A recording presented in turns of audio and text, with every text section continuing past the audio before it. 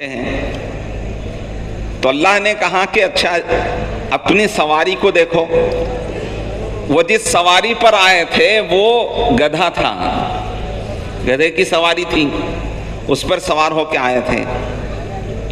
تو اللہ نے کہا کہ دیکھو اپنے گدھے کی طرف، انظر الی حمارک، اس کو دیکھا تو وہ مر کے گل کے سڑ کے سب کچھ ختم ہو گیا ہے۔ 100 سال میں کیا ہوگا؟ مر گیا بھی، گل گیا، سڑ گیا، اس کی ہڈیاں ساری بکھر گئی، کچھ بھی نشان نہیں ہے، ہڈیاں بکھری ہوئی پڑی ہیں۔ جیسا ہوتا نا، آپ دیکھیں قبر میں 100 سال تو بہت بڑی چیز ہے، چند سالوں ہی میں اس کے سارا جسم ختم ہو جاتا ہے۔ تو اللہ نے کہا کہ دیکھو تمہاری سواری اور گدھے کی طرف، وہ مر کے گل کے سڑ کے سب ختم ہو گیا، اس کی ہڈیاں پھیل چکی ہیں، کچھ بھی نشان نہیں ہے۔ اللہ نے کہا کہ دیکھو اب ہماری قدرت کو دیکھو، اللہ نے حکم دیا وانظر الی حمارک ولنجعلک آیۃ للناس وانظر الی العظام، دیکھو ان ہڈیوں کی طرف جو پھیل چکے ہیں، کیف ننشزها ثم نکسوها لحما، دیکھو ہم ہڈیوں کو کیسے جوڑتے ہیں۔ تو اللہ کا حکم ہوتے ہی وہ ہڈیاں جڑنا شروع ہو گئی، ڈھانچہ بن گیا، اور دیکھتے ہی دیکھتے اس پہ گوشت آ گیا اور اس کی جلد آ گئی، اور دیکھتے اللہ نے اس میں جان ڈال دی اور بولنے لگا، پکارنے لگا۔ تو اللہ نے یہ اپنی قدرت بیان کی، یہ واقعات بیان کی، یعنی حضرت انبیاء علیہ السلام کے ذریعے سے اللہ نے اپنی قدرت و طاقت کو بیان کیا۔ یہی دعوت تھی انبیاء علیہ السلام کی کہ انبیاء علیہ السلام آ کر ایک اللہ کی طرف بلاتے تھے، اس کی عظمت اور اس کی بڑائی، اس کی قدرت کو سمجھاتے تھے۔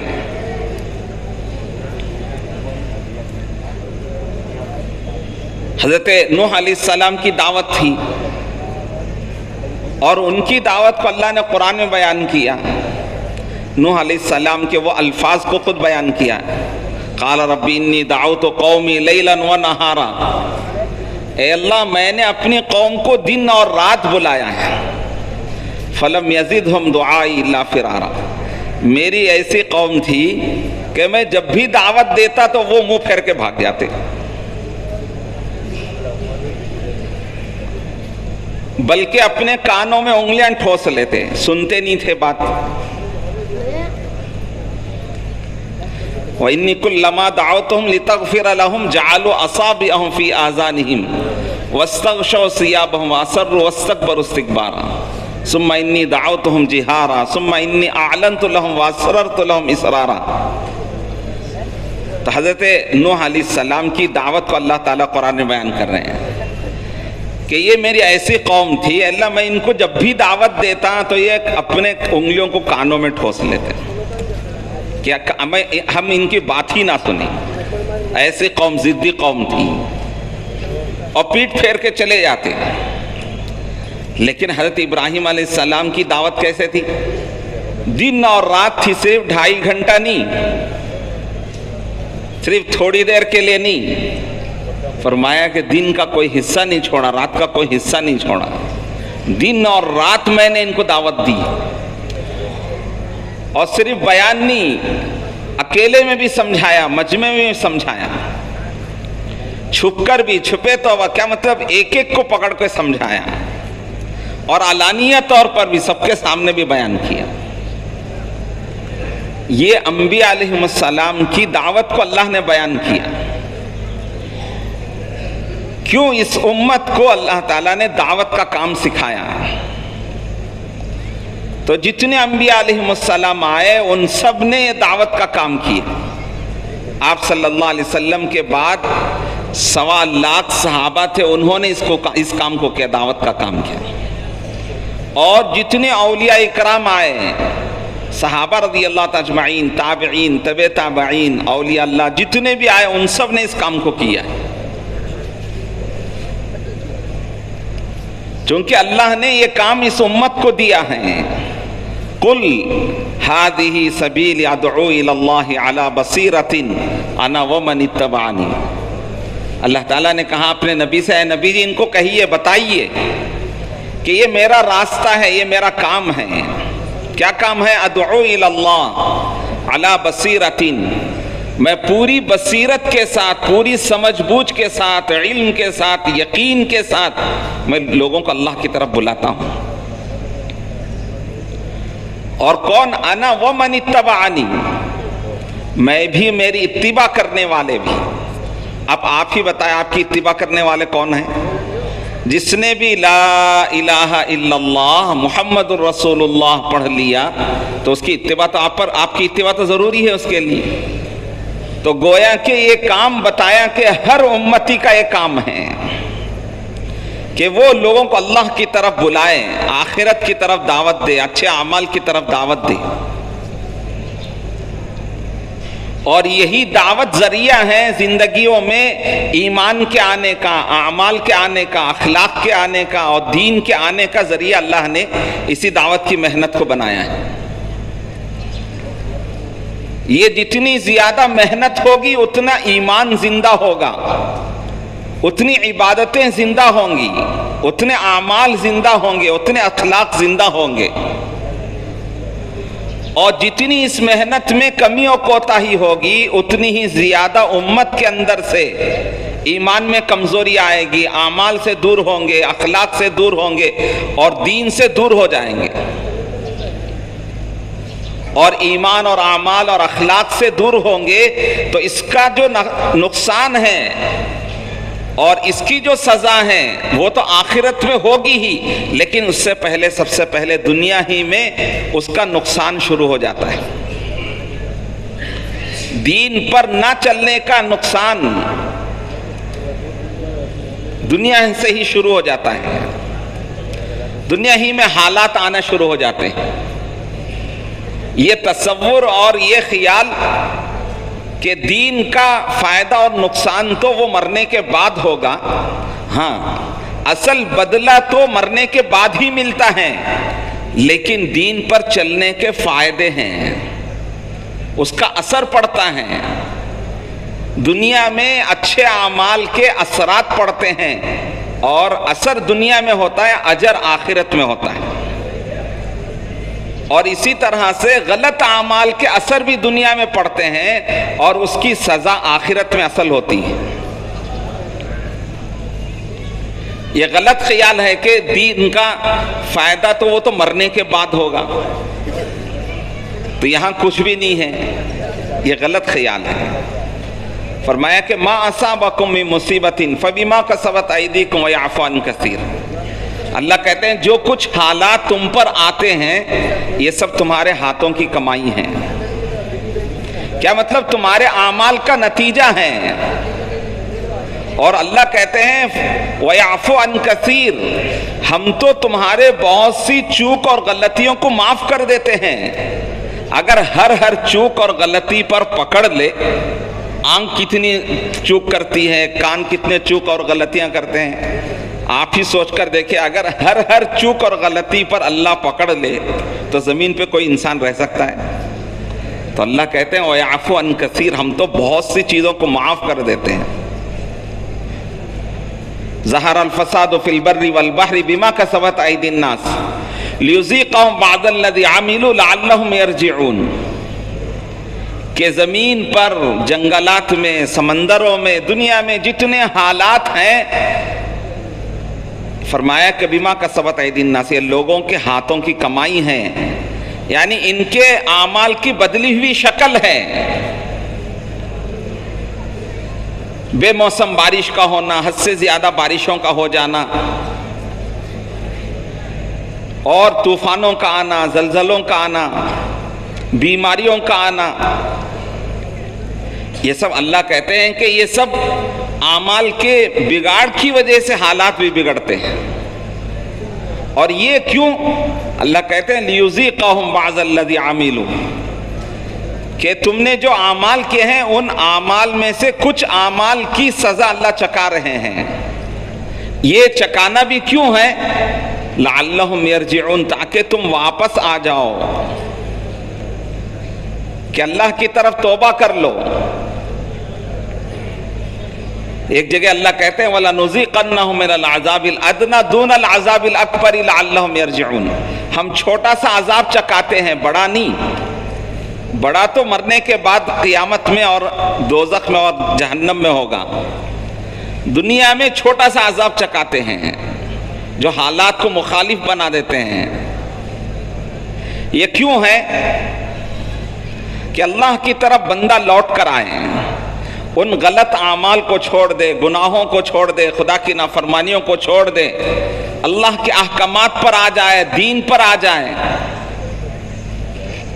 जैसे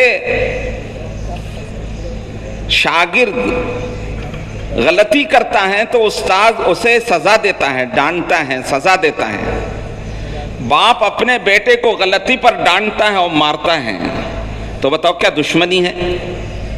बाप को बेटे से दुश्मनी है या उस्ताद का अपने शागिर्द से दुश्मनी है? बल्कि ये मोहब्बत है। बाप चाहता है कि मेरा बेटा सही हो जाए, दुरुस्त हो जाए। अगर इस तरह गलतियां करता रहेगा तो ये दुनिया का एक बदतरीन इंसान बनेगा, सबसे बुरा बनेगा। इसलिए इसको गलतियों से, गलत चीजों से रोक कर इसे एक अच्छा इंसान बनाना है। बाप भी चाहता है, उसकी मोहब्बत में, उसकी खैरखाही में उसे डांटता है, सजा देता है, ताकि आइंदा ये गलत काम ना करें। उस्ताद भी सजा देता है तो वो दुश्मनी नहीं है बल्कि मोहब्बत और ताल्लुक है। अगर उसको ना टोके और सजा ना दे तो ये फिर गलतियों पर गलतियां करते जाता है, यहां तक कि उसकी आगे की जिंदगी बुरी हो जाएगी, बदतरीन इंसान होगा। आज उसके बनने का जमाना है, इसकी अच्छी तरबियत हो गई तो ये अच्छा इंसान बनेगा। जिंदगी भर जितना भी दुनिया में रहेगा, 60, 70, 100 साल भी, तो ये अच्छे काम करेगा, एक अच्छा इंसान बन के जिंदगी गुजारेगा। अगर इसकी तरबियत नहीं हुई तो फिर ये जिंदगी भर गलत कामों में पड़ेगा, एक बुरा इंसान बनेगा, खुद तकलीफ उठाएगा, दूसरों को भी तकलीफ पहुंचाएगा। तो इसके लिए उसे सजा देते हैं, तरबियत करते हैं। ऐसे ही अल्लाह ताला कुरान में कहते हैं कि हम इन हालात को बिगाड़ते हैं। ये जो हालात आते हैं इसका मकसद ही अल्लाह चाहते हैं तुम सीधे रास्ते पर आ जाओ, गुनाहों को छोड़ दो, नाफरमानियों को छोड़ दो। क्यों? एक तो दुनिया की जिंदगी भी तुम्हारी अच्छी हो जाए और मरने के बाद जो असल जिंदगी है, जो कभी खत्म नहीं होगी, वो जिंदगी में भी तुम कामयाब हो जाओ। इसके लिए अल्लाह ताला हालात को लाते हैं। मैंने कहा कि दीन पर ना चलने का नुकसान दुनिया ही में होता है और अल्लाह ताला इसकी सजा दुनिया में भी देते हैं, ताकि आमाल दुरुस्त हो जाए, सही हो जाए। और आमाल अच्छे होते हैं, ईमान के मुताबिक जिंदगी होती है, ईमान और आमाल के मुताबिक, तो अल्लाह इसका वादा करते हैं वलो अन्ना अहलल कुरा आमनु वत्तक़ौ लफ़तहना अलैहिम बरकातिम मिनस समाई वल अर्द। अगर ये गांव और बस्ती वाले ईमानी जिंदगी इख्तियार कर लें और तक़वे वाली जिंदगी इख्तियार कर ले तो अल्लाह कहते हैं लफ़तहना अलैहिम, हम जमीन और आसमानों से बरकतों के दरवाजे खोल देंगे। बरकातिम मिनस समाई वल अर्द, सिर्फ एक बरकत नहीं, लफ़तहना अलैहिम बरकातिम मिनस समाई वल अर्द, जमीनों से भी आसमानों से भी बरकतों के दरवाजे खोल देंगे, बरकतें उतारेंगे। ये वादा कर रहे हैं कब? जबकि ईमानी जिंदगी इख्तियार कर रहे हैं। ईमानी जिंदगी क्या है? एक अल्लाह की जात का यकीन दिल में उतारे और उसके हुक्मों पर चले, अल्लाह के नबी के जात पर ईमान ले आए और आपकी सुन्नतों में कामयाबी का यकीन रखते हुए आपकी सुन्नत के मुताबिक जिंदगी गुजारे। ये ईमानी जिंदगी है। और तकवा क्या है? जिन बातों से अल्लाह और उसके रसूल ने मना कर दिया उसे छोड़ दे।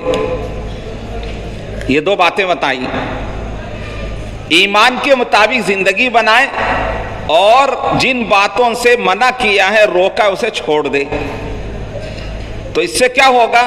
اللہ کہتے ہیں سب سے پہلے دنیا ہی میں زمین اور آسمانوں سے خیر و برکتیں عطا کریں گے۔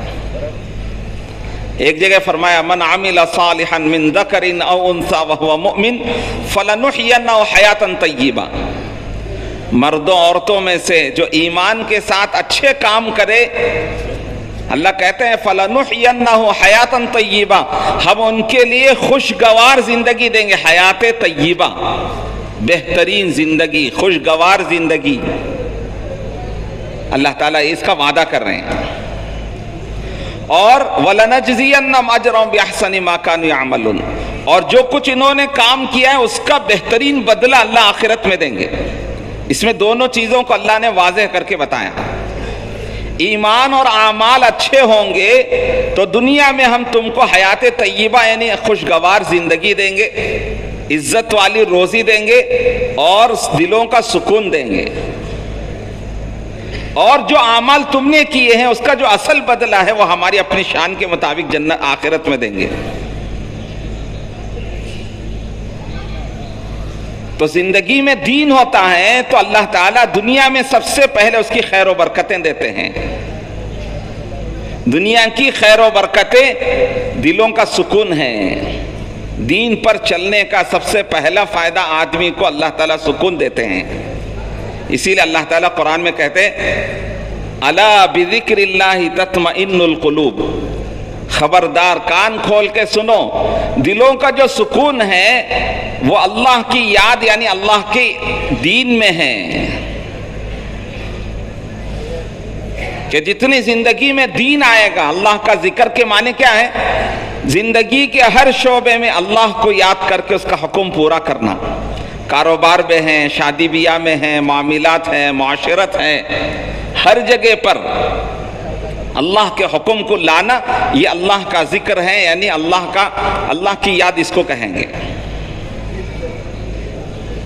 تو اللہ نے دلوں کا سکون اس میں رکھا ہے۔ اور اگر دین سے زندگی دین کو چھوڑ کے گزارے گا تو اللہ تعالیٰ نے قرآن میں دوسری جگہ فرمایا من اعرض عن ذکری فإن له معیشة ضنکا ونحشره یوم القیامت اعمی، جو دین کو ذکر کو یعنی دین کو چھوڑ کے زندگی گزارتا ہے ہم اس کی زندگی کو تنگ کر دیتے ہیں۔ کہ زندگی تنگ ہو جاتی ہے کیا مطلب؟ اسے جینے سے زیادہ مرنے کو چاہے گا وہ، کیوں؟ اس کے پاس کوئی کمی نہیں ہے، بنگلے ہیں، کھانے کے لیے اچھے کھانے ہیں، پہننے کے لیے اچھے کپڑے ہیں، سواریاں ہیں، سب کچھ ہے، لیکن اللہ اس کے دل کا سکون اٹھا لیا۔ آدمی سمجھتا ہے کہ بڑے بنگلے بنا لینے سے، اچھی گاڑیاں خرید لینے سے، اچھے کپڑے خرید لینے سے، اچھے کھانے بنا لینے سے زندگی کا مزہ ملے گا، نہیں ملتا اس سے۔ زندگی کی جو لذت ہے وہ دل کا سکون اصل ہے۔ بنگلوں میں رہنے والوں کو سکون نہیں ملتا ہے جن کے زندگیوں میں دین نہیں ہوتا ہے۔ ہاں جن کی زندگیوں میں دین ہے تو وہ دونوں جو ہے مزے میں ہوں گے، دنیا میں بھی اور آخرت میں بھی۔ لیکن دین نہیں ہے، صرف دنیا ہی دنیا ہے، تو دیکھنے کے اعتبار سے ظاہری نقشے ہیں، اچھا گھر ہے، اچھی سواری ہے، اچھے کھانے ہیں، لیکن اس سے ان کو کوئی سکون نہیں ملتا ہے، اس میں کوئی لذت نہیں ملتی۔ وہ نیند کی گولیاں کھاتے ہیں، نیند نہیں آتی ہے، پوری رات بے قرار رہتے ہیں، بے چین رہتے ہیں، اور ہر وقت پریشانیاں رہتی ہیں، کبھی کسی کی پریشانی، کبھی کسی کی پریشانی، مال کی حفاظت میں کوئی چوری ہو جائے گا، ڈاکہ ڈال دے گا، ٹیکس والے آئیں، پتہ نہیں کیا کیا پریشانیاں ہوں گی جس کی وجہ سے زندگی میں سکون نہیں رہتا ہے۔ ہمارے بزرگوں میں حضرت مولانا عمر صاحب پالن پوری رحمت اللہ علیہ اس کی بڑی اچھی مثال دیتے تھے کہ جس کی زندگی میں دین ہو اور دنیا نہ ہو پھر بھی اللہ اسے سکون کی زندگی دیتے ہیں، لیکن جس کی زندگی میں دنیا تو ہے، خوب اسباب تو ہے، لیکن اس کی زندگی میں دین نہیں ہے تو اسے سکون نہیں ملتا ہے۔ اس کی مثال دی کہ دیکھو ایک آدمی بغیر ٹکٹ کے ٹرین میں بیٹھ گیا، اور کس میں بیٹھا؟ وہ بھی اے سی میں، اے سی میں بیٹھا ہے، اور کیسے بیٹھا ہے؟ ٹکٹ کے بغیر ٹکٹ نہیں خریدا. اب باہر سے دیکھنے والا اسے سمجھتا ہے کہ دیکھو بھائی ماشاءاللہ کتنے مزے میں بیٹھا ہے، نرم نرم سیٹوں پر بیٹھا ہے اور ٹھنڈی ہوائیں ہیں اور کیسے مزے میں ہے، A1 میں اے سی میں بیٹھا ہے اور ٹھنڈی ہوائیں کھا رہا ہے، نرم نرم سیٹوں پر بیٹھا ہے. تو باہر سے دیکھنے والا یہی دھوکہ کھائے گا. لیکن آپ جانتے ہیں کہ وہ بغیر ٹکٹ کے بیٹھا ہے تو اس کے اندر کتنی بے چینی ہوگی. اسے یہ بے چینی ہوگی کہ کہیں ٹی ٹی آ کے پکڑ نہ لے اور ٹرین سے ہی نہ اتار دے. اسے یقین نہیں ہوتا ہے کہ میں اپنے گھر کو خیریت سے جاؤں گا، پکڑا جاؤں گا تو کیا ہوگا. ایک بے چینی رہتی ہے اور ہر آنے والے انسان کو دیکھ کے ڈرتا رہتا ہے. انسان تو انسان، کوئی سایہ گزرا تو بھی ڈرتا رہے گا. نہ اسے وہ ٹھنڈی ہوا کا مزہ ملتا ہے نہ وہ سیٹوں کا مزہ ملتا ہے. کیوں؟ دل بے چین ہے، بے قرار ہے. تو ٹھنڈی ہوا تو چل رہی ہے لیکن اسے کوئی مزہ نہیں ملتا اسے، اور نہ وہ نرم سیٹوں سے مزہ ملے اس لیے کہ اس کا دل کا سکون نہیں ہے. لیکن باہر سے دیکھنے والا سمجھے گا کہ دیکھو کتنے مزے میں بیٹھا ہوا ہے. تو یہ دیکھنے والوں کو دھوکہ لگے گا لیکن اس کے دل میں سکون نہیں ہوگا. وہ اپنی منزل تک جائے گا، اسے اطمینان نہیں ہے. اسے کے مقابلے ایک دوسرا آدمی ٹکٹ کے ساتھ ٹرین میں چڑھا لیکن وہ بھی جنرل بوگی میں، اور بیٹھنے سیٹ بھی نہیں ملی، کھڑا ہوا جا رہا ہے مثال کے طور پر. تو یہ کھڑا ہوا جا رہا ہے، بیٹھنے بھی سیٹ نہیں ملی، آنے جانے والوں کے دھکے بھی کھا رہا ہے. باہر سے دیکھنے والا کیا سمجھے گا؟ کہ سمجھے گا کہ دیکھو کتنا پریشان ہے، بیٹھنے سیٹ بھی نہیں ملی ہے، آنے جانے والوں کے دھکے بھی کھا رہا ہے. تو باہر سے دیکھنے والا یہ دھوکہ کھائے گا کہ یہ پریشان ہے، حالانکہ اسے کوئی پریشانی نہیں. اسے اطمینان ہے کہ میں خیریت سے اپنی منزل تک جاؤں گا، اپنے بیوی بچوں تک پہنچوں گا، اور اسے سکون ہے. حالانکہ سیٹ نہیں ملی اسے بیٹھنے کی، کھڑا ہوا ہے، تھوڑی سی پاؤں میں تکلیف ہوگی لیکن سکون ہے، اسے اطمینان ہے اور کوئی بے چینی نہیں ہے. کیوں؟ اس لیے اس کے پاس ٹکٹ ہے کہ اسے یہ یقین ہے، اطمینان ہے کہ میں اطمینان سے اپنی منزل تک، اپنے بیوی بچوں تک پہنچ جاؤں گا. لیکن باہر سے دیکھنے والا اسے سمجھتا ہے کہ پریشان حال ہے. فرمایا کہ ایسے ہی آدمی جس کے پاس دنیا کا ساز و سامان تو خوب ہے، بنگلے بھی ہیں، گاڑیاں بھی ہیں، کھانے بھی اچھے ہیں، کپڑے بھی سب کچھ ہیں، لیکن دین نہیں ہے، تو ان بنگلوں سے اور کھانوں سے اور کپڑوں سے اسے کوئی سکون نہیں ملے گا اگر دین زندگی میں نہیں ہے. کیوں؟ اللہ کہہ رہے ہیں وَمَنْ أَعْرَضَ عَنْ ذِكْرِي فَإِنَّ لَهُ مَعِيشَةً ضَنْكًا. جو ہمارے دین سے منہ موڑ کے زندگی گزارتا ہے تو ہم اس کی زندگی کو تنگ کر دیتے ہیں. تنگ کرنے کے معنی چیزیں کم نہیں کرتے ہیں لیکن اس کی زندگی، دل کا سکون اٹھا لیتے ہیں. ہر طرح کی چیزیں ہونے کے باوجود اسے کوئی اس میں مزہ نہیں آتا ہے، بے چین بے قرار رہتا ہے ہمیشہ. کیوں؟ دین نہیں ہے زندگی میں. اس کے بالمقابل ایک آدمی سیدھا سادہ ہے، کوئی اچھا گھر بھی نہیں ہے، بنگلہ بھی نہیں ہے، روٹی چٹنی کھاتا ہے، لیکن دین کے مطابق زندگی گزار رہا ہے، تو اسے ٹوٹی کھاٹ میں ہی نیند لگ جاتی ہے. یہ بھی پتہ نہیں چلتا کہ نیند پہلے آئی کہ سر پہلے رکھا، تو سو جاتا ہے. کیوں؟ اس لیے کہ زندگی میں دین ہے تو اللہ تعالیٰ اسے سکون ڈال دیتے ہیں. دیکھنے والا تو سمجھے گا کہ یہ پریشان ہے، نہ اس کے پاس اچھا گھر ہے، نہ کھانے کے لیے اچھے کھانے ہیں، نہ سواری ہے. باہر سے دیکھنے والا تو یہ سمجھے گا، لیکن دین ہونے کی وجہ سے اللہ تعالیٰ اس کی زندگی میں سکون ڈال دیتے ہیں. چونکہ اللہ نے اسے بتایا الا بذکر اللہ تطمئن القلوب، کہ کان کھول کے سنو، دلوں کا جو سکون ہے وہ ہماری یاد میں، یعنی ہمارے دین پر چلنے میں ہے، ہمارے حکموں کے پورا کرنے میں. ایک تو اللہ دلوں کا سکون دیں گے اور دوسرا فرمایا کہ برکتیں دیں گے، خوشگوار زندگی دیں گے، حیات طیبہ دیں گے. تو اللہ تعالیٰ دین پر چلنے پر دنیا میں یہ وعدے کر رہے ہیں، اور جو اصل آخرت میں ہے وہ تو اللہ نے رکھا ہے اٹھا کر۔ تو اس محنت سے یہ بات چاہی جا رہی ہے کہ ہماری زندگی میں 100% دین آ جائے۔ اس دعوت و تبلیغ کی محنت سے یہ بات چاہی جا رہی ہے کہ ایک تو ہمارے دلوں کا یقین صحیح ہو، کرنے والی ذات ایک اللہ کی اکیلے، ایک اللہ تنہا سب کچھ کرنے والے ہیں، ان کے حکموں میں چلیں گے، میں اللہ کامیاب کریں گے۔ ہر حال میں ان کے حکموں پر چلنا، یہ ایمان ہے، یقین ہے۔ اللہ کے نبی کی سنتوں پر کامیابی کا یقین کرتے ہوئے خوشی میں، غمی میں، اکیلے میں، مجمع میں، گھر میں، مسجد میں، نماز میں، کاروبار میں، ہر جگہ پر اللہ کے نبی کی سنتوں پر چلے، اور زندگی کے ہر شعبے میں دین کو لے کر آئے، تو اللہ تعالیٰ پھر زندگی کا سکون بھی دیں گے، دنیا کی زندگی کے مزے بھی دیں گے، اور آخرت میں جو رکھا ہے وہ تو رکھا ہے ہمیشہ ہمیشہ کا۔ دنیا چونکہ پہلے ہیں تو اللہ پہلے دنیا بھی اس کی بنائیں گے، اس کا وعدہ کر رہے ہیں، اور فرمایا کہ وَلَا تَهِنُوا وَلَا تَحْزَنُوا وَأَنْتُمُ الْأَعْلَوْنَ إِن كُنتُم مُؤْمِنِينَ۔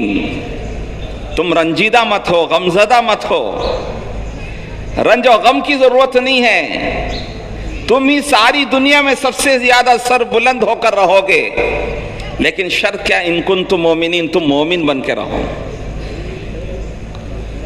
اب بتاؤ کہ اللہ تعالیٰ تو اپنے وعدے میں جھوٹے نہیں ہیں، نعوذ باللہ، اللہ تو اپنے وعدے میں پکے ہیں، سچے ہیں، اور کر کے دکھایا ہے۔ اگر نہیں ہو رہا ہے تو یہ ہے کہ ہم اپنے کام میں کچے ہیں، ہم اپنی ذمہ داری نہیں پوری کر رہے ہیں، ہم نے وہ ایمان نہیں حاصل کیا، ہم نے وہ دین نہیں حاصل کیا جس کا اللہ نے وعدہ کیا ہے، جس کی وجہ سے یہ اللہ کا وعدہ نہیں پورا ہو رہا ہے۔ تو اللہ نے یہ وعدہ کیا کہ دیکھو تم ہی ساری دنیا میں سب سے زیادہ عزت والے ہوگے، سر بلند ہوں گے، سب سے زیادہ تم دنیا میں معزز ہوں گے، تم کو رنج و غم کرنے کی ضرورت نہیں ہے، لیکن شرط کیا فرما؟ ان کنتم مومنین، کہ تم مومن بنو۔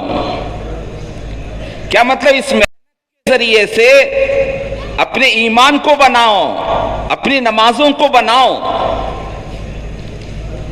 نمازوں کا وقت پر پڑھنا، اور نمازوں کو سنتوں اور آداب کے ساتھ صحیح طریقے سے پڑھنا۔ جیسے بتایا، نماز کا ایک ظاہر ہوتا ہے، ایک نماز کا باطن ہے۔ ظاہر یہ ہے کہ آدمی رکعت باندھتا ہے، ہاتھ اٹھا کے اس وقت سے لے کے سلام پھیرنے تک قیام کرنا، رکوع کرنا، سجدہ کرنا، قیام میں قرآن پڑھنا، رکوع کی تسبیح، سجدے کی تسبیح، التحیات، یہ جتنی دعائیں ہیں ان سب کو صحیح کرنا اور سیکھنا، یہ اس کا ظاہر ہے۔ اور باطن یہ ہے کہ دل کا یقین اور نماز کے وقت میں خشوع خضوع، یعنی اللہ کا دھیان ہو، ان تعبد اللہ کأنک تراہ فإن لم تکن تراہ فإنہ یراک۔ فرمایا کہ اللہ کی ایسی عبادت کرو کہ تم کو یہ یقین ہو کہ میں اللہ کو دیکھ رہا ہوں۔ کیسے؟ ارے کیسے بولو؟ میں اللہ کو دیکھ رہا ہوں، اس طرح پڑھو نماز، اس طرح عبادت کرو۔ اگر یہ چیز نہیں ہے تو کم سے کم اس کا یقین ہو کہ اللہ مجھے دیکھ رہے ہیں، اس میں تو کوئی شک نہیں ہے۔ اب بتاؤ، دنیا میں آدمی کسی کے یہاں کام کرتا ہو، نوکری کرتا ہو، اس کا یجمان اسے دیکھ رہا ہو تو وہ کیسے کرے گا؟ تو اس طرح سے اس یقین اور دھیان کے ساتھ نماز پڑھے کہ اللہ مجھے دیکھ رہے ہیں۔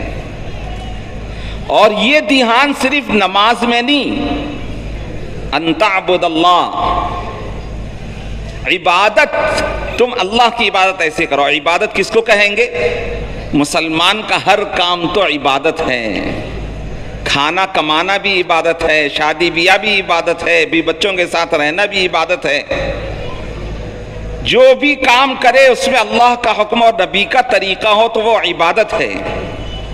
یعنی اسے یہ بتایا جا رہا ہے کہ ہر عمل میں یہ تم کو استحضار ہونا چاہیے، یہ خیال ہونا چاہیے کہ اللہ مجھے دیکھ رہے ہیں، اس کا علم ہو کہ مجھے اس وقت میں اللہ کیا حکم دے رہے ہیں اور مجھے اس میں کیا طریقہ بتایا ہے، اس کو علم کہیں گے، کہ معلوم کرنا کہ اللہ مجھے دیکھ رہے ہیں اور اس وقت مجھے اللہ نے یہ حکم دیا ہے، کاروبار میں، شادی بیاہ میں، کھانے پینے میں، پہننے اوڑھنے میں، اٹھنے بیٹھنے میں، چلنے پھرنے میں، یعنی زندگی کے ہر عمل میں سنتوں کو لے کر آنا، یہ دین ہے۔ اس لیے اللہ تعالیٰ کہتے ہیں یا ایھا الذین آمنوا ادخلوا فی السلم کافہ، اے ایمان والو اسلام میں پورے پورے آ جاؤ۔ کس سے کہہ رہے ہیں؟ ایمان والوں سے کہہ رہے ہیں، یا ایھا الذین آمنوا، یا ایھا الذین آمنوا ادخلوا فی السلم کافہ، اے ایمان والو اسلام میں پورے پورے آ جاؤ۔ اسلام زندگی گزارنے کا وہ طریقہ جو حضور لے کر آئے ہیں، اور اللہ کے نبی صلی اللہ علیہ وسلم نے صرف چند چیزوں کا طریقہ نہیں بتایا، صرف نماز کیسے پڑھنا ہے، روزہ اور زکوٰۃ، یہ تو سکھایا ہی، یہ فرائض اسلام۔ اسلام پیدا ہونے سے لے کر دنیا سے جانے تک ہر مرحلے میں، ہر موقع پر اللہ کے نبی نے طریقہ بتایا، اس کے مطابق زندگی گزارنے کو اسلام کہتے ہیں۔ صرف نماز پڑھ لیا اور باقی چیزوں کو چھوڑ دیا، یا صرف حج کر لیا باقی چیزوں کو چھوڑ دیا، تو یہ اسلام میں پورے نہیں آئے۔ اسلام اس کو پورا نہیں کہیں گے۔ اللہ ہم سے چاہتے ہیں کہ اسلام میں پورے پورے آ جاؤ۔ کیا مطلب؟ عبادات میں بھی، معاملات میں بھی، معاشرت میں بھی، اخلاقیات میں بھی اسلام ہو، یعنی اللہ کا حکم ہو، نبی کا طریقہ ہو۔ نماز تو پڑھی اللہ کے حکم اور نبی کے سنت کے مطابق، لیکن کاروبار کر رہے ہیں کیسے؟ غیروں کے طریقے پر، یہودیوں کے طریقے پر، تو پھر اسلام کہاں رہا؟ شادی بیاہ کر رہے ہیں غیروں کے طریقے پر، رہن سہن، چہرہ، صورت اور سیرت غیروں کے طریقے پر ہے، تو اسلام کہاں ہے؟ تو اللہ تعالی ہم سے یہ چاہتے ہیں کہ اسلام میں تم پورے پورے آ جاؤ۔ صرف نماز پڑھ کے آدمی اپنے آپ کو کامل مسلمان سمجھنے لگے، یا صرف روزہ رکھ کے، یا صرف زکوٰۃ دے کے، یا صرف حج کر کے۔ ایک گاؤں میں ہاتھی آیا، ہاتھی تو دیکھ کر ہے نا آپ حضرات، کوئی ایسی چیز تو نہیں ہے جو نہ جانتے ہوں، سب جانتے ہیں نا ہاتھی کیسے ہوتا ہے، چونٹی کی طرح سے۔ تو ہاتھی آیا ایک گاؤں میں، اس گاؤں کے اندھے اور نابینا لوگ وہ سب جمع ہوئے، اور انہوں نے کہا کہ بھائی ہاتھی آیا ہے بیجاپور میں، چلو جا کے دیکھ کے آئیں گے۔ کون کہہ رہے؟ اندھے لوگ، نابینا۔ ان کو نظر آتا ہے؟ نظر تو نہیں آتا ہے، لیکن وہ جتنے بھی تھے چند اندھے جمع ہوئے اور نابینا، وہ سب گئے کہ ہاتھی کو دیکھ کے آئیں گے۔ اب جا کر سب ہاتھی کو دیکھنے لگے۔ اندھا اور نابینا کیسا دیکھتا ہے؟ ہاتھ لگا کے، ہاتھ چھو کر دیکھتا ہے۔ اور کسی نے پیٹ کو چھویا، کسی نے اس کے پاؤں کو ہاتھ لگایا، کسی نے اس کی دم کو پکڑا، کسی نے اس کی سونڈ کو پکڑا، جی، کسی نے اس کے کانوں کو پکڑا۔ اب اس کے بعد آئے یہ سب مل کر بیٹھے ایک جگہ، اب تبصرہ کر رہے ہیں کہ وہ ہاتھی کیسے ہوتا ہے۔ تو یہ کہہ رہا ہے کہ ہاتھی تو پلر کی طرح سے ہے، ستون اور پلر ہوتا ہے نا، ویسا ہوتا ہے۔ تو اس نے کس کو پکڑا تھا؟ اس کے پاؤں کو پکڑا تھا۔ تو اس نے سمجھا کہ ہاتھی تو پلر کی طرح سے ہے۔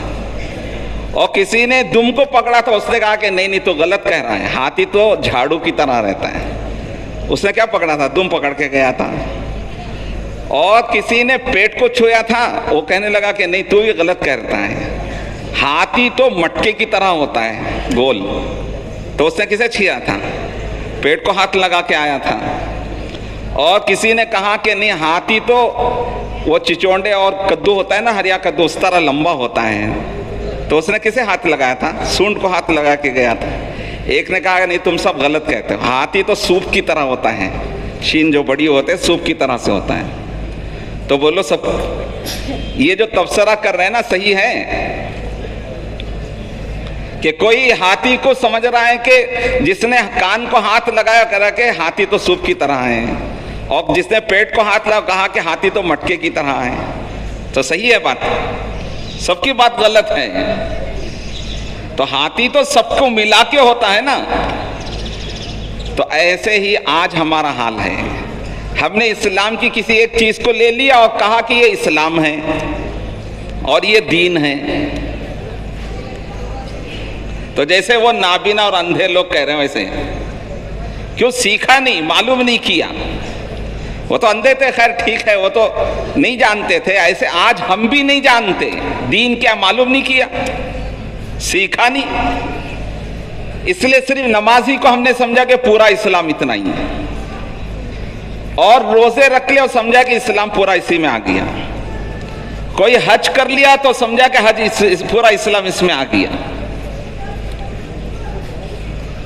تو وہ جیسے نہیں جانتے تھے اور نہ جاننے کی وجہ سے، چونکہ وہ تو معذور تھے، وہ تو وہ کہہ رہے ہیں کہ ہاتھی کس کو کہتے ہیں، لیکن ہم تو اللہ نے ہم کو سمجھ دی، سب کچھ دیا، ہم نے نہیں سیکھا، نہ سیکھنے کی وجہ سے ہم اسلام کس طرح سمجھتے ہیں۔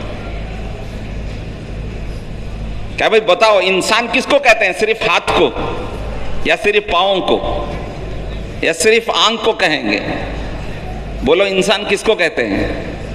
سر سے لے کر پیر تک ساری چیزیں ہوں جبھی تو انسان ہوگا۔ ہاں اس میں بڑے اعضاء ہوتے ہیں، جیسے سر ہوتا ہے، دماغ ہوتا ہے، دل ہوتا ہے، لیکن سارا انسان تو وہی نہیں ہے کہ بھائی دل سب سے بڑی چیز ہے اس لیے دل ہی انسان ہے، باقی سب بیکار ہیں، یہ کہیں گے۔ ایسے ہی نماز، روزہ، زکوٰۃ اور حج تو یہ ارکان اسلام ہیں، بڑے ہیں، لیکن پورا اسلام یہ نہیں ہے۔ جیسے دل سب سے بڑی چیز ہے، سر دماغ بڑی چیز ہے، لیکن پورا انسان تو یہ نہیں ہے، ایسے اسلام بھی ہے۔ اللہ تعالیٰ یہ کہہ رہے ہیں یا ایھا الذین آمنوا ادخلوا فی السلم کافہ، اے ایمان والو اسلام میں پورے پورے آ جاؤ، داخل ہو جاؤ۔ کہ بلکہ اللہ تعالیٰ دنیا میں بھیجنے کا مقصد بیان کیا، الذی خلق الموت والحیات لیبلوکم ایکم احسن عملا، کہ وہ ذات جس نے زندگی اور موت بنائی، زندگی دی اور موت دے کے بلاتے ہیں، اس کا مقصد کیا ہے؟ فرمایا کہ لیبلوکم، تاکہ تمہارا امتحان لے۔ امتحان کس چیز میں؟ دنیا کی چیزوں میں نہیں، کہ کون کتنا بڑا گھر بنائے گا، کون جائیداد بنائے گا، کون باغات بنائے گا، کون زمینیں خریدے گا، کون جائیداد نہیں۔ ایکم احسن عملا، فرمایا کہ تم میں سب سے اچھے اعمال کون لے کر آئیں گے۔ اللہ معاف فرمائے، آج دین کے بارے میں ہم کو، دین پر چلنے والوں کو شیطان اور نفس یہ دھوکے میں رکھا ہے کہ جیسے بھی وہ چلے گا، وضو الٹا سیدھا چلے گا، اللہ قبول کریں گے، نماز الٹی سیدھی چلے گی کہ اللہ غفور الرحیم ہے، معاف کر دیں گے، قبول کر لیں گے، یہ دھوکہ ہے۔ جبکہ اللہ تعالیٰ نے صاف صاف بتایا، ہم تم سے سب سے اچھا عمل چاہتے ہیں، سب سے اچھا ایمان چاہتے ہیں، سب سے اچھی نماز چاہتے ہیں، سب سے اچھے اخلاق ہم دیکھنا چاہتے ہیں۔ جیسے دنیا کی چیزوں میں آدمی ہر چیز میں چاہتا نہیں چاہتا کہ سب سے اچھی ہو۔ بولو دنیا میں کیا چاہتا ہے آدمی؟ ایک تو کوئی چیز لیتا ہے تو سب سے اچھی ہو اور کامل و مکمل ہو، یہ چاہتا ہے آدمی۔ کپڑے بناتا ہے تو چاہتا ہے کہ کپڑے برابر فٹ ہونا چاہیے۔ ارے صحیح ہے نا، کوئی درزی یہاں ہو تو ٹیلر ناراض نہ ہو، اگر الٹا سیدھا سی دیا تو کیا کرتے ہیں؟ پہنیں گے کہ کہتے ہیں لے تو پہن لے، لے جا کے دے دیں گے اس کو، کہ برابر فٹ ہونا چاہیے۔ اور جوتے اور چپل ایک بڑا ایک چھوٹا چلے گا نہیں، برابر فٹ ہونا چاہیے۔ کھانا برابر ہونا چاہیے، برابر پکا ہوا ہونا چاہیے، کچا نہیں چلے گا۔ چلے گا کچا چاول، کچی روٹی چلے گی؟ اور مرچ مسالہ کم زیادہ ہو جائے چلے گا؟ نہیں چلتا۔ برابر ہونا چاہیے کہ مرچ مسالہ بھی برابر ہو اور پورا پکا ہوا ہو۔ یہ آدمی کا مزاج ہے دنیا کی چیزوں میں، اسے غلط نہیں کہتے، اچھا مزاج ہے، ہونا چاہیے آدمی کو۔ آدمی کی نفاست ہوتی ہے، آدمی اچھی چیز چاہتا ہے، اس کی طبیعت ہے، لیکن صرف دنیا کی چیزوں میں چاہنا اور دین میں نہ چاہنا، یہ جذبہ غلط ہے۔ گویا کہ یہ مطلب نکلا کہ ہم دنیا میں کھانے پینے کے لیے پیدا ہوئے، اس لیے اس کو تو اچھا بنا لیا اور جو دین ہے اسے چھوڑ دیا۔ حالانکہ الٹا ہے، ہم دنیا میں کھانے پینے کے لیے آئے، ہم تو دنیا میں آئے تھے ایمان سیکھنے کے لیے، ایمان کے مطابق زندگی بنانے کے لیے، اور دین سیکھنے کے لیے ہم دنیا میں آئے تھے، اور دین کو دنیا میں پھیلانے کے لیے آئے تھے۔ جو جذبہ دنیا کی چیزوں میں ہے وہ جذبہ یہاں ہونا چاہیے۔ دنیا کی چیزوں میں اگر جذبہ ہے ٹھیک ہے، اس کا انکار نہیں ہے کہ وہ غلط ہے، نہیں کہیں گے، ٹھیک ہے، اس جذبے پر چل سکتا ہے آدمی، اسے اجازت ہے، اچھا کھائے، اچھا پہنے، اچھا رہے، لیکن وہ جذبہ یہاں بھی ہونا چاہیے کہ میرا ایمان سب سے اچھا ہو، میری نماز سب سے اچھی ہو، میرے اخلاق سب سے اچھے ہوں، میرے معاملات سب سے اچھے ہوں، میری معاشرت سب سے اچھی ہو، میرے اخلاق سب سے اچھے ہوں۔ اس لیے کہ صرف عبادات میں آدمی دین کو لاتا ہے اور باقی معاملات، معاشرت اور اخلاقیات کو یہ سمجھتا ہے کہ یہ دین نہیں ہے، حالانکہ یہ حقوق العباد ہیں۔ ایک ہوتے ہیں حقوق اللہ، اللہ کے حق، اور ایک ہوتے ہیں حقوق العباد، بندوں کے حق۔ اللہ نے اپنا حق بہت کم رکھا ہے۔ آدمی کو 5 وقت کی نماز ہے روزانہ، سال میں 1 مہینے کے روزے رکھے ہیں، اور زکوٰۃ مالدار پر رکھی ہے، حج مالداروں پر رکھا ہے۔ لیکن حقوق، چونکہ بندہ اپنے بھائیوں کے ساتھ زیادہ رہتا ہے، کبھی ماں باپ کے ساتھ رہتا ہے، کبھی بھائی بہنوں کے ساتھ رہتا ہے، کبھی بیوی بچوں کے ساتھ رہتا ہے، کبھی رشتہ داروں کے ساتھ رہتا ہے، خالہ ہے، ماموں ہیں، چچا ہیں، پھوپھی ہیں، رشتہ داروں کے ساتھ رہتا ہے، اپنے بڑوں کے ساتھ رہتا ہے، والدین ہیں، دادا دادی، نانا نانی ہیں، بڑے ہیں، اور لوگوں کے ساتھ مل کر رہتا ہے، اپنوں کے ساتھ، غیروں کے ساتھ، حتیٰ کہ اس کا سلوک جانوروں کے ساتھ بھی۔ ان سب کو اللہ نے حقوق قرار دیا اور دین قرار دیا۔ جیسے نماز اور روزے اور زکوٰۃ اور حج کی کمی پر اللہ کے یہاں پکڑ ہوگی اور عذاب ہوگا، اس سے زیادہ یہاں کی کمی پر پکڑ ہوگی۔ معاملات میں بگاڑ ہے، جھوٹ ہے، دھوکہ ہے، کسی کا قرض لیا واپس نہیں کیا، اور کسی کا مال لیا واپس نہیں کیا، بھائی بہنوں کی وراثت نہیں دی۔ فرمایا کہ یہ حقوق العباد ہیں، اور کل قیامت میں وہاں یہ پیسے نہیں ہوں گے، وہاں حقدار آئیں گے۔ اللہ کے نبی صلی اللہ علیہ وسلم سے پوچھا گیا، آپ صلی اللہ علیہ وسلم نے پوچھا صحابہ سے کہ بتاؤ میری امت کا مفلس کون ہے؟ کسی نے کہا کہ جس کے پاس کھانے کے لیے کھانا نہ ہو، کسی نے کہا کہ جس کے پاس پہننے کے لیے کپڑے نہ ہو، کسی نے کہا کسی سے رہنے کے لیے گھر نہ ہو۔ آپ نے فرمایا کہ نہیں، میری امت کا مفلس وہ ہے جو قیامت میں نیکیاں لائے، اور اتنی زیادہ نیکیاں لائے کہ پہاڑوں پر رکھے تو پہاڑ بھی دب جائیں، یعنی اتنی زیادہ نیکیاں، پہاڑوں سے بھی زیادہ وزنی، نمازیں پڑھ کے، روزے رکھ کے، زکوٰۃ دے کر، حج کر کے، صدقہ خیرات کر کے، دین کا کام کر کے، چلو ہمارے زمانے میں گشتیں کر کے، چلے لگا کر، خوب کام کر، سب کچھ کیا ہے، پہاڑوں کے برابر نیکیاں لے کے آیا۔ آپ نے فرمایا کہ لوگوں کے حقوق نہیں ادا کیے۔ قرض لیا واپس نہیں کیا، مال لیا واپس نہیں کیا، معاملے میں گڑبڑ کر دیا، بھائی بہنوں کی وراثت نہیں دی، یہ سب وہاں اللہ کے پاس آئیں گے اور سب اپنا مطالبہ کریں گے کہ اللہ اس نے میرا مال لیا واپس نہیں کیا۔ اب وہاں پیسے نہیں ہیں، کرنسی بدل گئی، اب جو نیکیاں ہیں اب وہ اللہ اٹھا کے اسے دے دیں گے۔ مال والا آئیں گے، مال کا تقاضا کریں گے، قرض دار آئیں گے، کہیں گے اس نے قرض لیا واپس نہیں کیا، معاملات میں گڑبڑ ہوئی تھی کاروبار میں، وہاں جو کمی ہوئی تھی وہ اٹھا کے اللہ اس کے بدلے میں نیکیاں دے دیں گے۔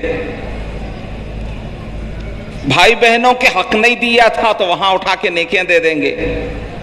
کسی کو ناحق مارا تھا تو وہاں مار کے بدلے مارنی نیکیاں دے دیں گے۔ کسی کو ستایا تھا، تکلیف دی تھی، گالی دی تھی تو اس کے بدلے میں بھی نیکیاں چلی جائیں گی۔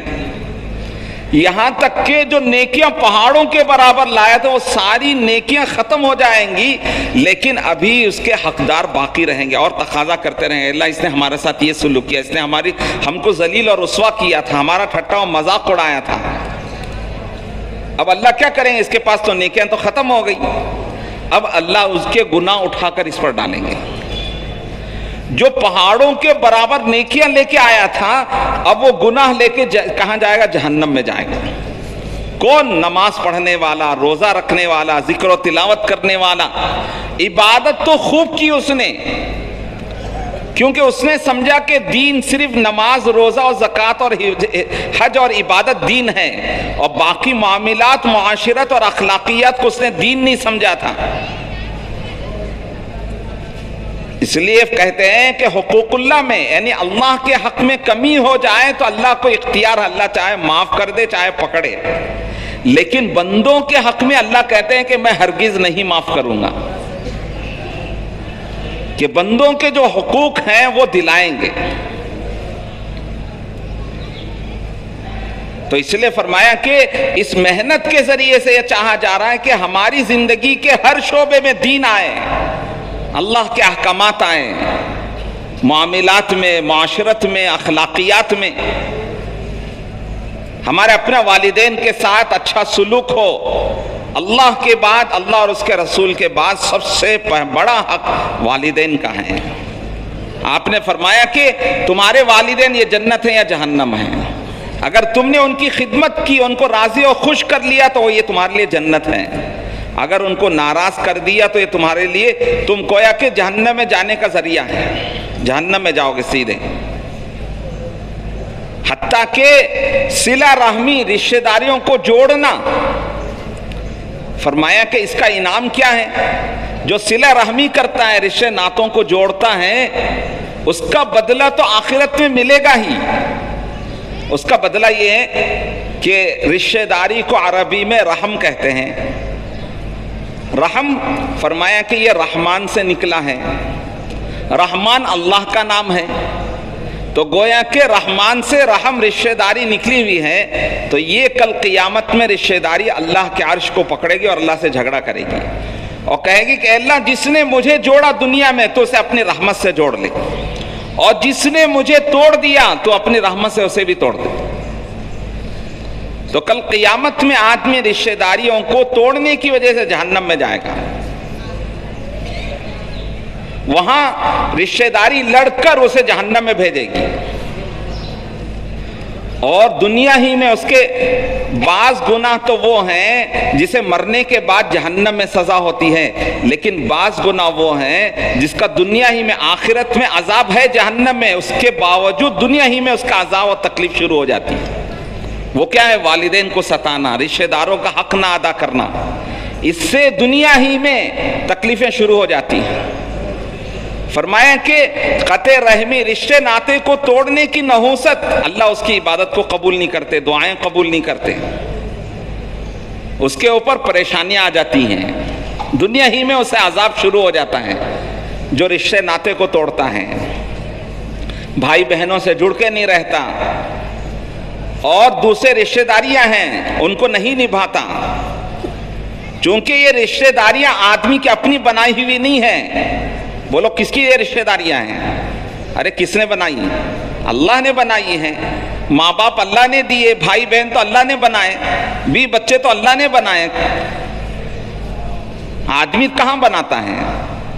تو یہ رشتہ داریاں اللہ کی طرف سے دی ہوئی ہیں، اس کا حکم ہے کہ تم اس کو نبھاؤ، ان کے حقوق ادا کرو۔ صلہ رحمی کرتا ہے، رشتے ناطے کو جوڑتا ہے، تو کیا فرمایا؟ دنیا ہی میں اس کی برکتیں دیکھے گا۔ ایک اس کی روزی بڑھا دی جاتی ہے اور اس کی عمر بڑھا دی جاتی ہے۔ بولو ہر آدمی کی یہ تمنا ہے نا، اس کی روزی بڑھ جائے، اس کی عمر میں برکت ہو۔ فرمایا کہ یہ نسخہ ہے کہ آدمی دوسرے کام کرتا ہے کہ روزی بڑھانے کے لیے بہت سے کام کرتا ہے۔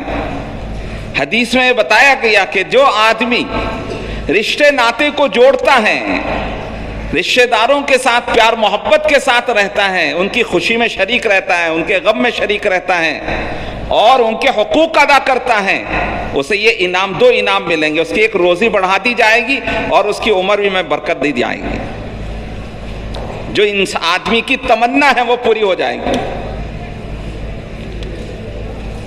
تو اس لیے فرمایا کہ اس محنت کے ذریعے سے ہماری زندگی کے ہر شعبے میں اللہ کے احکامات آئیں، اللہ کا دین آئے۔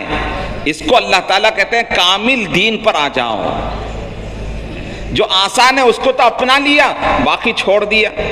تو یہ اللہ اور اس کے رسول کی اتباع نہیں ہوئی بلکہ خواہش کی اتباع ہو گئی کہ بھئی دل کو اچھا لگا تو کر لیا اور دل کو اچھا نہیں لگا تو چھوڑ دیا۔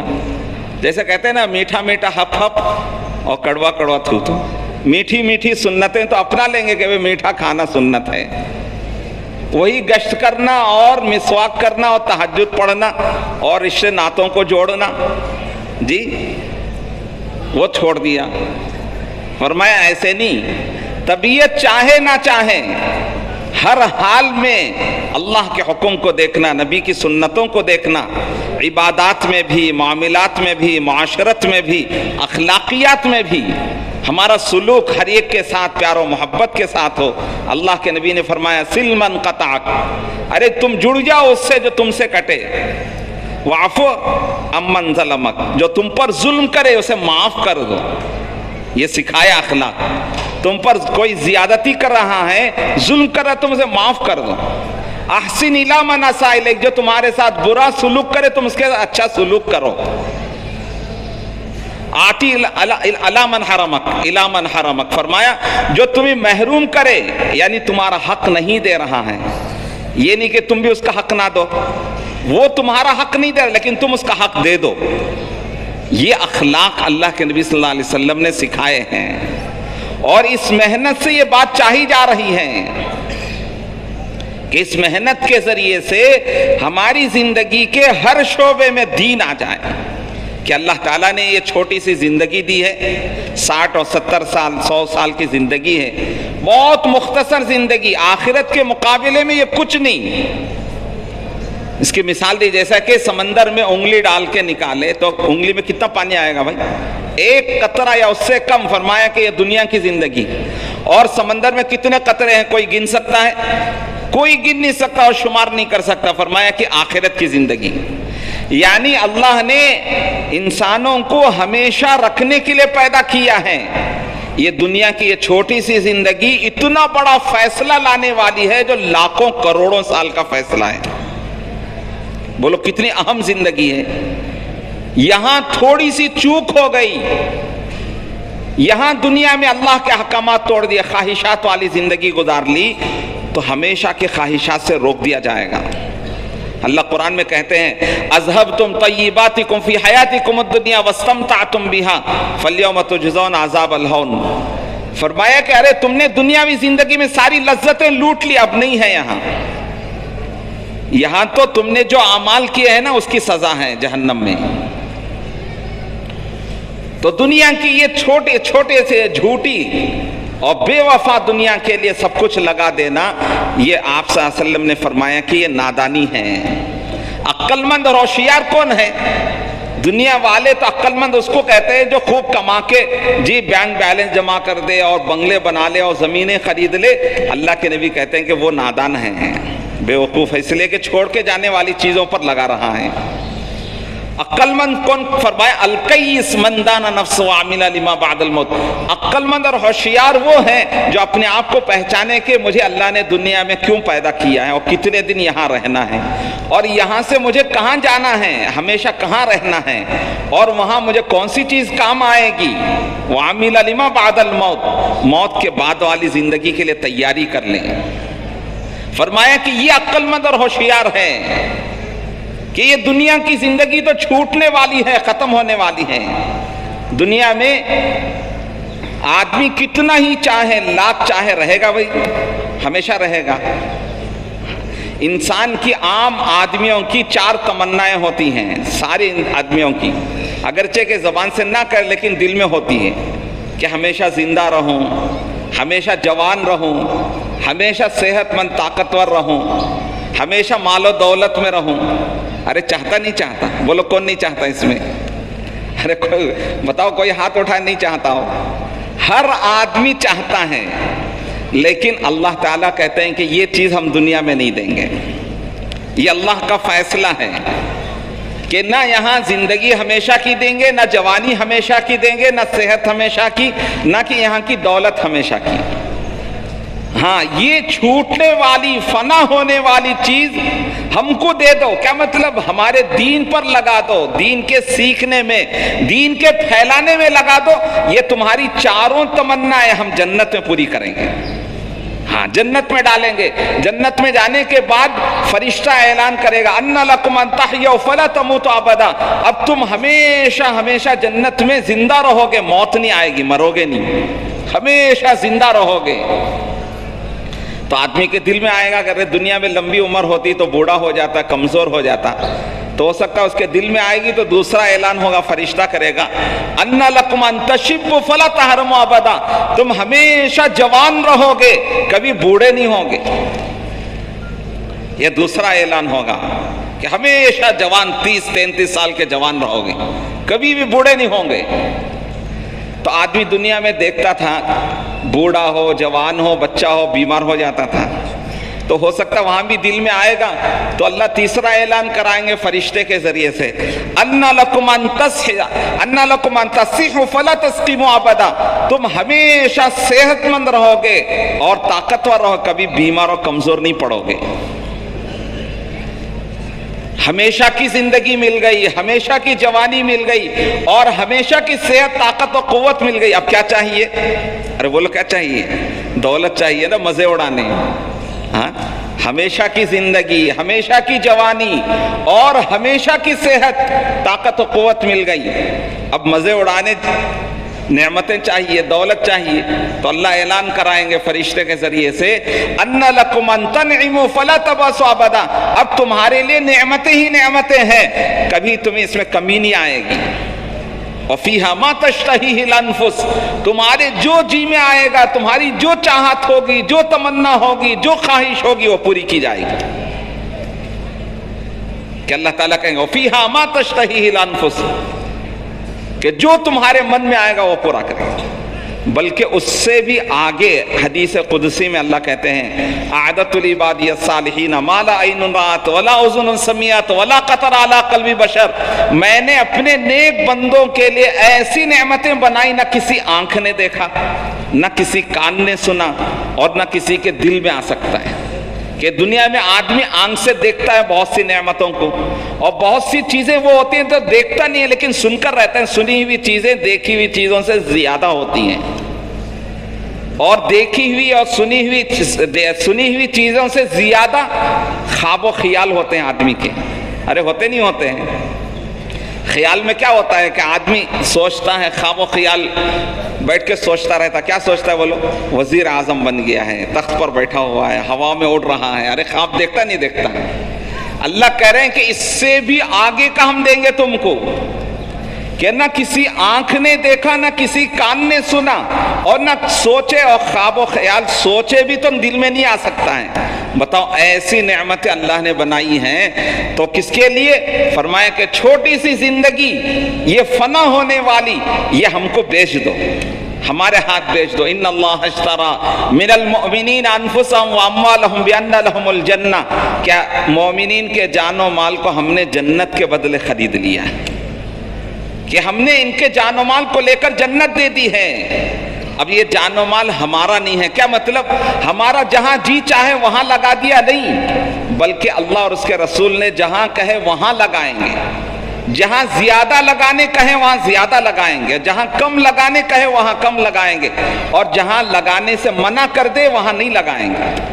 اسی کو سیکھنے کے لیے اللہ کے راستے میں جانا ہے، تاکہ یہ چھوٹی سی زندگی، جیسے ابھی بتایا کہ فنا ہونے والی، چھوٹنے والی، آدمی چاہے نہ چاہے چھوٹ جائے گی.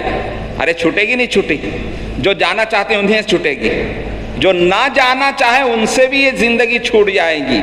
جو بوڑھا نہ ہونا چاہے وہ بھی بوڑھا ہو جائے گا، جو بیمار نہ ہونا چاہے وہ بیمار ہو جائے گا، اور جو یہ نہ چاہے اس کا مال اس سے ہاتھ سے نہ جائے، لیکن وہ خود چلا جائے مال چھوڑ کے. یہ تو ایسی فنا اور بے وفا زندگی ہے. اللہ کہہ رہے ہیں کہ یہ جو فنا ہونے والی ہے، جو چھوٹنے والی ہے، وہ دے دو. میں کیا دوں گا؟ ابدی چیز دوں گا جو کبھی نہیں چھوٹے گی. اور تمہاری جو جی میں آئے گا وہ دیں گے، جو تمہارے من میں آئے گا وہ دیں گے. ارے بولو سستا سودا ہے نا دنیا میں. تو یہ جان و مال لگے گی تو کیسے چیز ملے گی؟ چھوٹنے والی. دنیا کی محنت کا نتیجہ جانتے ہو کیا ہے؟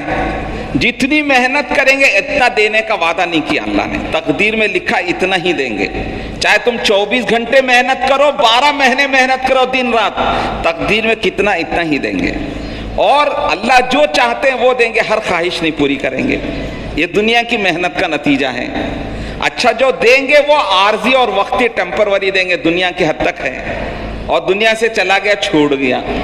اس سے بڑی خرابی دنیا کی محنت سے جو ملتا ہے اس کی خرابی کیا ہے معلوم ہے؟ کل حساب پوچھیں گے، حساب دو. حلال کمائی کا حساب دینا پڑے گا، زندگی کے گھڑی کا حساب دینا پڑے گا. پوچھیں گے ہم نے زندگی دی کہاں لگائی، جوانی دی کہاں لگائی، کیسے کماتے تھے اور کہاں خرچ کرتے تھے، لاؤ حساب. یہ دنیا کی محنت کا نچوڑ ہے. جتنا محنت کریں گے اتنا نہیں دیں گے، جو چاہتے ہیں وہ نہیں دیں گے، جو دیں گے وہ ٹیمپروری دیں گے، اور جو دیں گے کل قیامت میں اس کا حساب پوچھیں گے. یہ دنیا کی محنت کا نتیجہ ہے. اور دین کی محنت کا یہاں جتنا لگاؤ گے اس پر انعام دیں گے اللہ اس کے اپنی شان کے مطابق. ہر قدم پر، ہر بول پر، ہر سیکنڈ پر، ہر منٹ پر، اور ہر پیسے پر اللہ انعام دیں گے. بولو کون سا بزنس اچھا ہے؟ دنیا کا اچھا ہے کہ آخرت کا؟